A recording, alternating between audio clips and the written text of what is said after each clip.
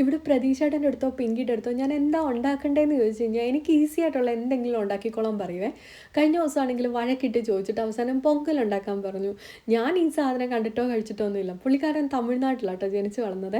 അപ്പോൾ ഞാൻ പുള്ളിയുടെ ഒരു ഫ്രണ്ട് ഉണ്ട് ദീപ ചേച്ചി, പുള്ളിക്കാരുടെ അടുത്ത് ചോദിച്ചിട്ടാണ് ഇത് ഉണ്ടാക്കുന്നത്. അപ്പോൾ ഒരു 1/4 കപ്പ് മുങ്ദാൾ ഒന്ന് ഡ്രൈ ഫ്രൈ ചെയ്തിട്ട് മാറ്റി വെക്കണം.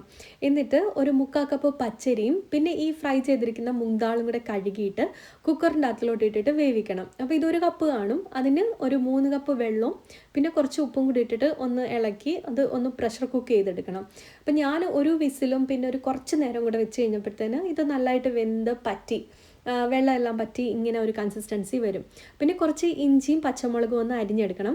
അപ്പം നെയ്യ് ഒന്ന് ചൂടാക്കിയിട്ട് അതിൻ്റെ അകത്തിലോട്ട് കുരുമുളകും, മുഴുവനുള്ള കുരുമുളകും ജീരകവും പിന്നെ അണ്ടിപ്പരിപ്പും ഇഞ്ചിയും പച്ചമുളകും പിന്നെ കുറച്ച് കായും കൂടി ഇട്ടിട്ട് ഒന്ന് വറുത്ത് ഇതിൻ്റെ അകത്തിലോട്ട് ചേർത്തെടുക്കണം.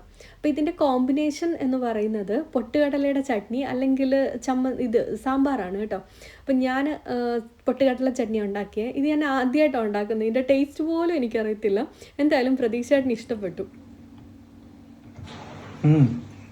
டேஸ்ட்டாக வந்துட்டு சூப்பராக இருக்குது. வெண்பொங்கல் சூப்பராக இருக்குது, நல்லாயிருக்கு, பிடிச்சிருக்கு.